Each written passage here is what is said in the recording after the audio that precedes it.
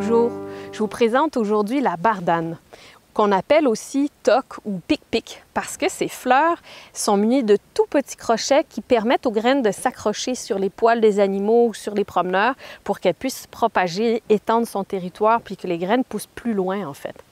Donc la bardane est une plante bisannuelle, une plante qui pousse sur 2 ans, puis ensuite elle meurt. La première année, elle va faire une rosette de feuilles assez grande au sol, et la deuxième année, le spécimen que j'ai dans mes mains, elle va monter et faire ses fleurs et ses graines, ensuite mourir.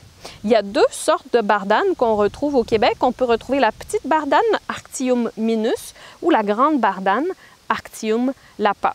Celle-ci que j'ai dans mes mains, c'est la petite bardane ou Arctium minus parce qu'elle fait ses fleurs en forme de grappe aux extrémités, comme vous pouvez voir.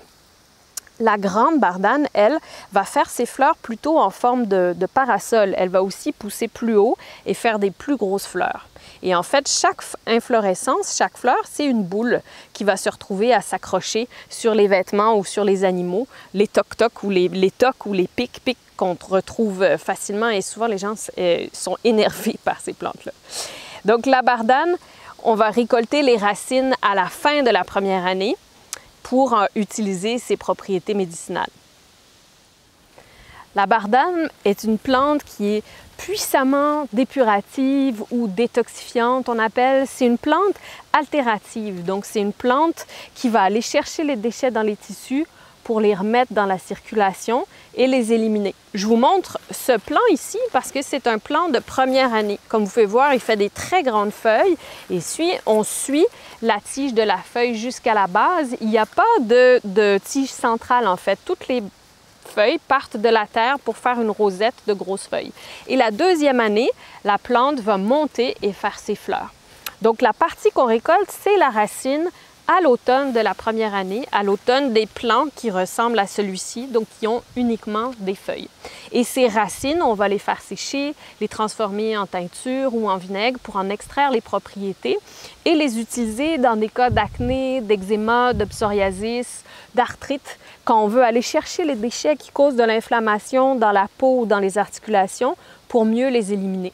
C'est une plante très puissante qu'on a avantage à combiner par exemple avec du pissenlit ou du chardon-marie, des racines de pissenlit ou des graines de chardon-marie pour soutenir le foie et faciliter l'élimination, ou encore avec des feuilles d'ortie pour soutenir les reins et faciliter l'élimination. Sinon, les racines de bardane seules pourraient provoquer une crise de guérison. S'il y a trop de toxines remises en circulation qui sont mal gérées, elles vont se retrouver un peu à tourner en rond dans notre organisme et mal être éliminées, donc augmenter les symptômes, par exemple plus de boutons d'acné, plus d'eczéma. Il peut y avoir des éruptions, des genres d'urticaire sur la peau, des démangeaisons. Ça, c'est tous des signes que la bardane détoxifie trop rapidement par rapport à ce que le corps est capable d'éliminer. En plus, les racines de bardane de première année sont riches en inuline, un sucre complexe qui va nourrir nos bonnes bactéries, donc favoriser une saine flore bactérienne et une meilleure assimilation des nutriments, une meilleure élimination des déchets. Et on sait maintenant que les bonnes bactéries fabriquent certains neurotransmetteurs, aident à l'équilibre immunitaire, donc nourrir notre flore bactérienne avec de l'inuline, un prébiotique, ça aide à tous ces niveaux-là. Et finalement, la bardane, c'est une plante amère dont le goût amer va faciliter tout le mouvement du tube digestif. Donc, elle va aider à l'élimination des selles, au mouvement des intestins et favoriser l'élimination des déchets par cette voie-là. C'est vraiment, la racine de bardane, une excellente plante pour drainer l'humidité-chaleur, drainer la chaleur et l'humidité vers les intestins et la sortie à travers les selles. On récolte les racines de bardane sur les plants de première année. Un plant qui, comme celui-ci à côté de moi, aura seulement des feuilles, pas de fleurs. Les bardanes de première année sont souvent confondues avec la rhubarbe en fait. Mais la rhubarbe n'a pas du tout la même forme de feuilles. Si vous voyez, la bardane, elle a des feuilles très allongées, tandis que la rhubarbe, ses feuilles vont être moins longues, plus rondes globalement. Et puis, on récolte les racines après une bonne gelée à l'automne, après une première bonne gelée, pour que la bardane concentre son énergie dans ses racines et qu'elle soit plus riche en sucres complexes qui vont l'aider à passer à travers l'hiver. Ce sucre complexe, l'inuline, qui va nourrir notre flore bactérienne. Et il y aura aussi plus de propriétés médicinales dans la racine à l'automne après une première bonne gelée. Les bardanes poussent en général dans les sols très compacts et font des racines en forme de carotte, donc une racine très longue et très profonde qui est souvent plus profonde que mon bras, même sur un plan qui a l'air de rien comme celui-ci.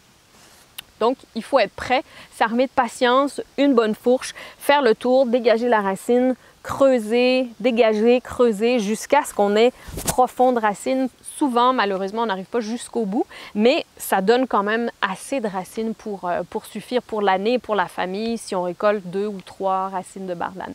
Une fois récoltée, la racine peut être transformée fraîche dans l'alcool pour en faire une teinture, dans le vinaigre pour en faire un vinaigre de cidre de pomme ou encore séchée pour faire des décoctions plus tard.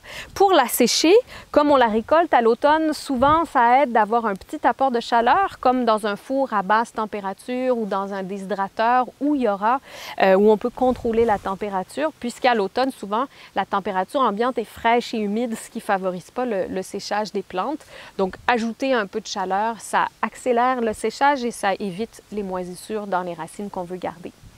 Plutôt que de vous énerver sur cette magnifique plante médicinale, je vous suggère, si vous voulez la contrôler un peu dans votre potager, d'éliminer les fleurs des plants de deuxième année pour éviter qu'ils fassent des graines et qu'ils se propagent partout dans vos légumes et de récolter la racine à l'automne des premières années. De cette façon, vous allez contrôler la population. Vous ne pourrez jamais éliminer la bardane parce que c'est une plante quand même très puissante et résistante, mais vous allez pouvoir la contrôler pour qu'elle n'envahisse pas trop votre potager.